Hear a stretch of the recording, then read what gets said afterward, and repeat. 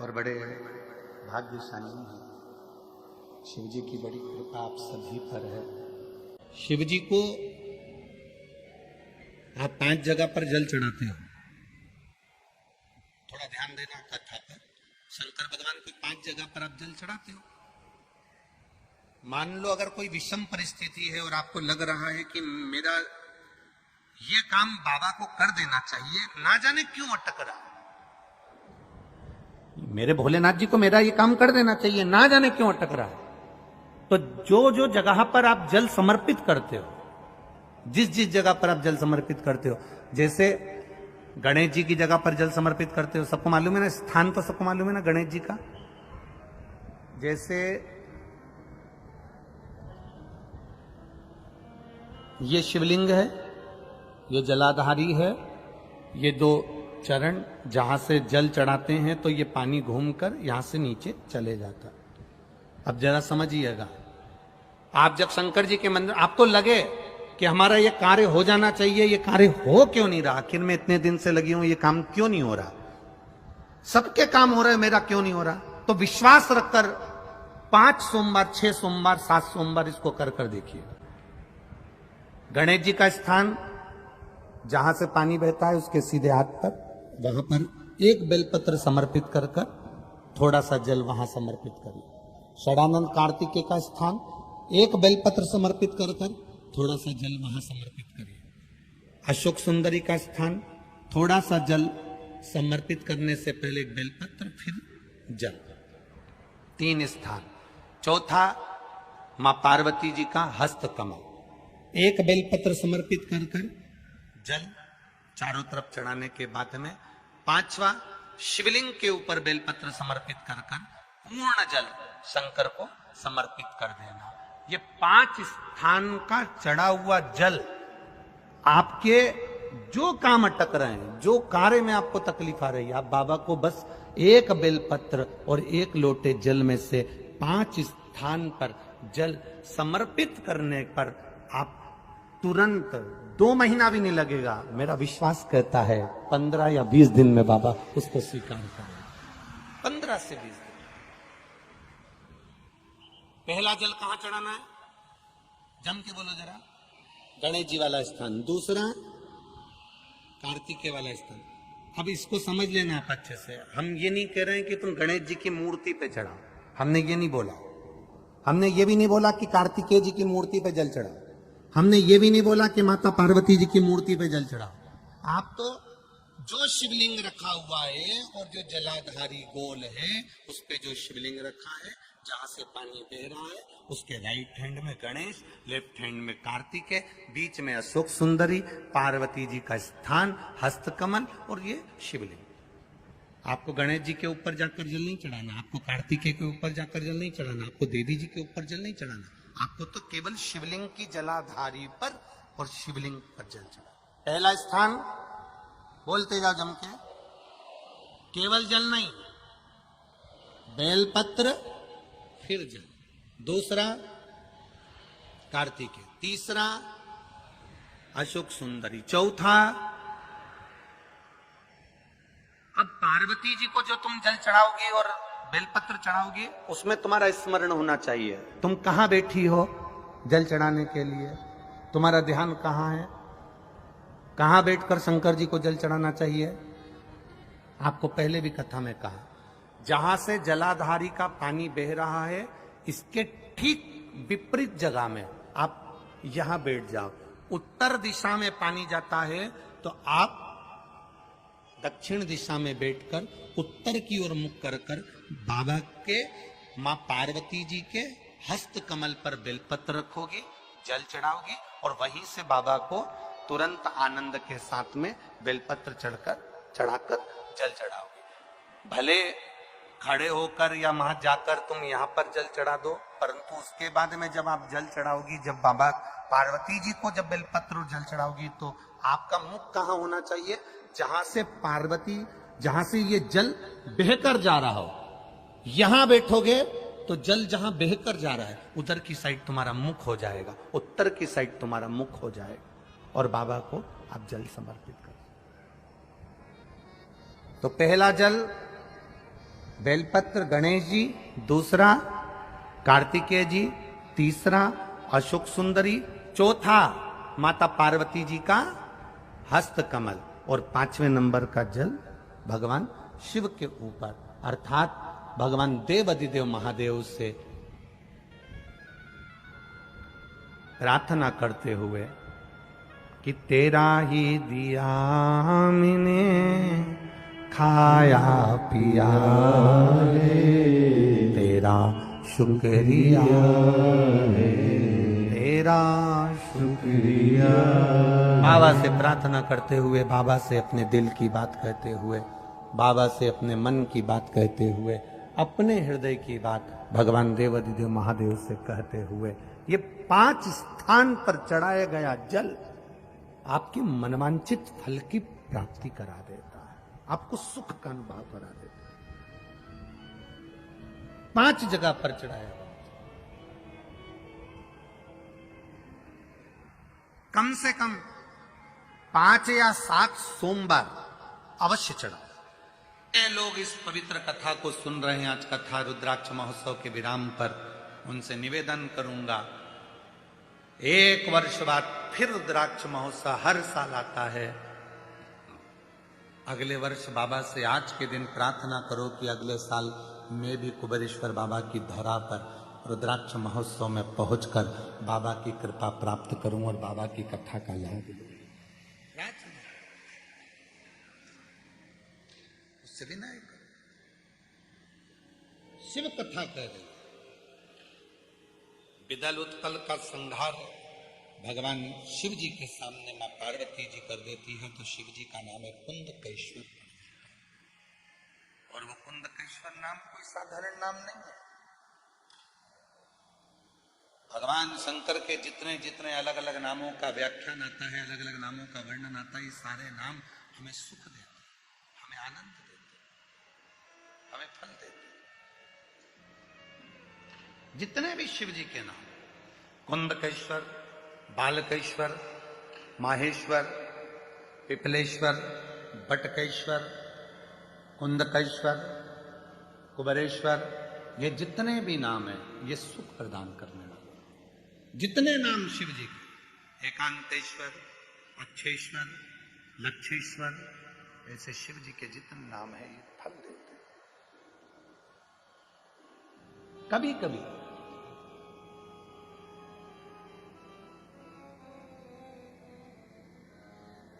एकांत में बैठकर भगवान शंकर के नामों का स्मरण भी कर लिया करो। कभी कभी सोचा करो, क्या पड़ गई कि भगवान देवाधिदेव महादेव को जो 12 ज्योतिर्लिंग विराजमान हुए और ये 12 ज्योतिर्लिंग का निर्माण हुआ, क्या पड़ गई भगवान शिव जी को?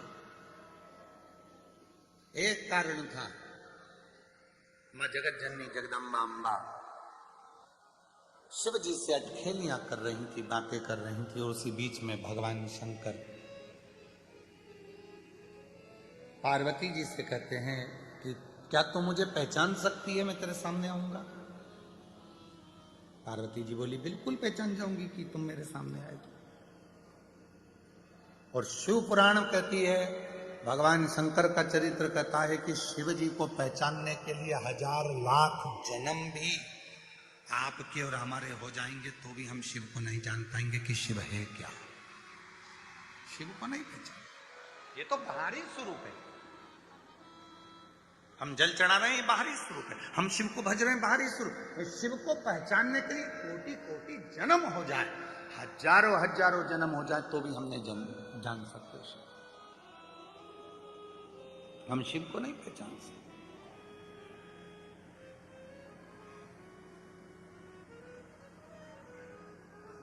कोई कहते हैं गुरुजी आपने शिव जी को देखा है? हम कहते हैं देखा है। कब? जब हम आपको देख लेते हैं तो शिव अपने आप दिखना चालू हो जाता है। शिवो हम सब बोलेंगे, सब आप में शिव है, सब में शिव है। शिवो हम, शिवो हम, शिवो हम, शिवो हम, सब में शिव है। गरीब अमीर, पशु पक्षी, जीव जंतु, जलचर थलचर, वायुचर, अग्नि, सब हम उसको देख।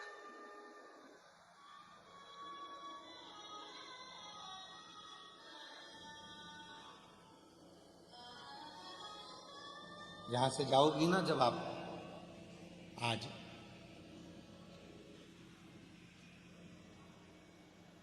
कथा समापन हो जाएगी 11 बजे, टीवी पर 1 बजे से 4 बजे तक चलेगी।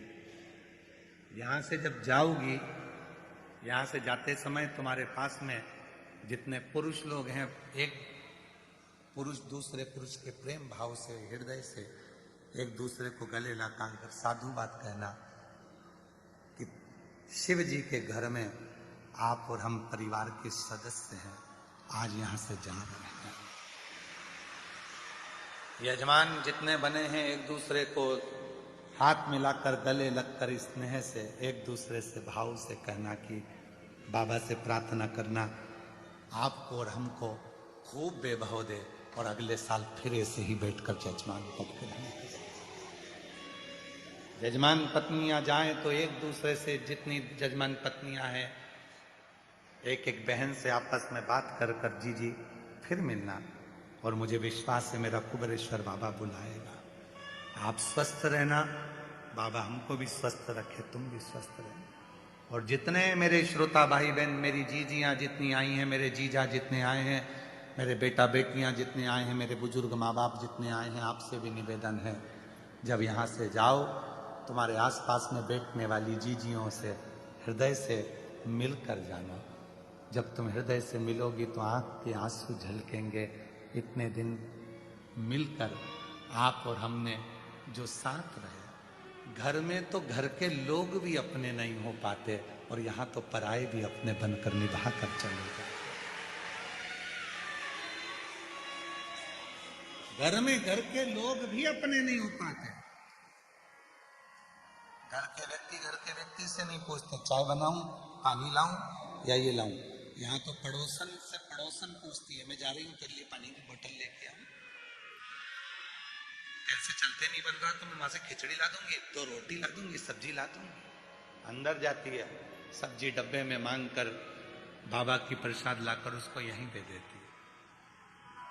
ऐसी बूढ़ी बूढ़ी माताएं जिनके कमर से नहीं बनता, टॉफी का पैकेट लेकर ऐसी टॉफी बांटती हैं, ऐसी टॉफी बांटती हैं जैसे ये मेरे घर के बच्चे हैं और इनको मुझे खिलाना है और इनका मुंह झूठा करना।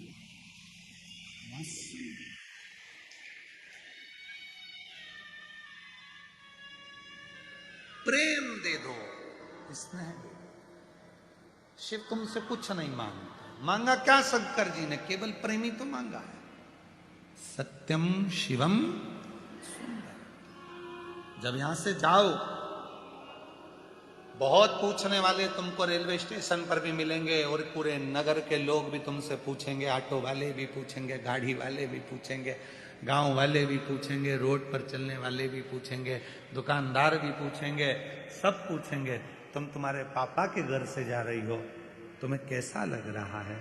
तब उसको कहना मेरा बाप मुझे बुलाया था, मेरा पिता मेरा बाबुल बुलाया था और मुझे विश्वास है कि मेरा पापा अपनी बेटी से मिलने के लिए अपने घर तक जरूर आएगा और देकर कुछ ना कुछ विश्वास।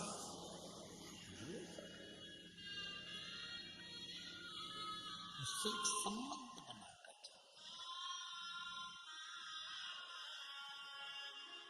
पार्वती शिव जी को ढूंढ रही, भगवान शंकर को ढूंढ।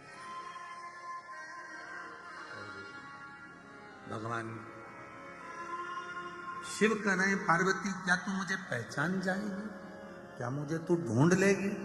हाँ, शिव को पहचानने के लिए पार्वती ने हाँ भर दी कि मैं पहचान जाऊंगी। भगवान शंकर एक एक रूप बदल कर आते रहे और पार्वती मैया शिव जी को पहचान नहीं पाई। भगवान शंकर को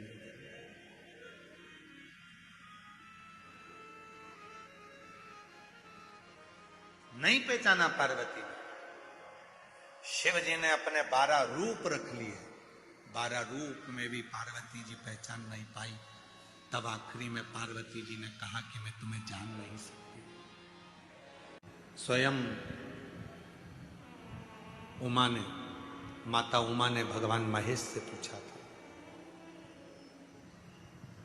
जिन भगवान महेश की संतति में आज भी महेश्वरी समाज को माना जाता है, उन्हीं उमा महेश संवाद करते हैं।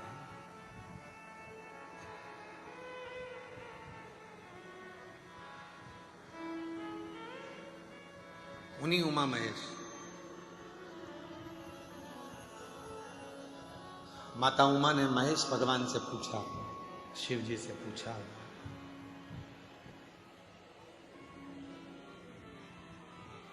आपकी और हमारी जो संतति होगी, आपका और हमारा जो वंश बढ़ेगा, जरा ध्यान देना इस प्रसंग पर। सब अपने व्यापार में, सब अपने व्यवसाय में, सब अपनी नौकरी में, सर्विस में व्यस्त हो जाएंगे कलिकाल में।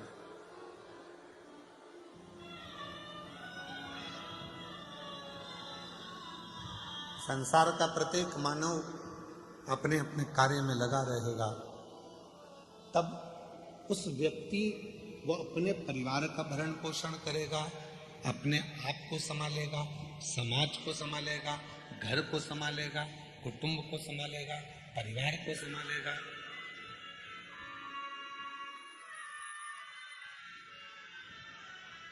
हो सकता है वो आपको भूल जाए, हो सकता है वो आपका स्मरण ना कर पाए, तब आप उस जीव को मुक्त कैसे करेंगे, उसके कार्य को सफलता कैसे देंगे, उसको फलित कैसे करेंगे। भगवान महेश ने मां उमा को जो कहा वो आपकी जिंदगी में उतार कर रखना।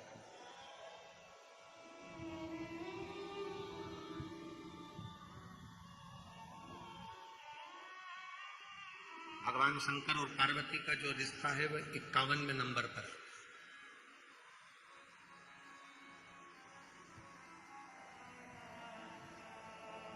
माता सती और शिव जी का जो विवाह है वो 49वें नंबर पर है।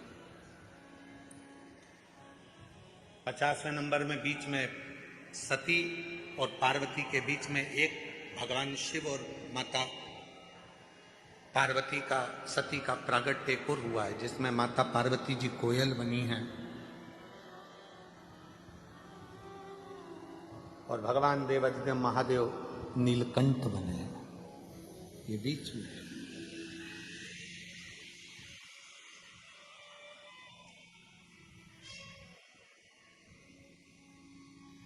39वां नंबर है उमा महेश भगवान का संवाद।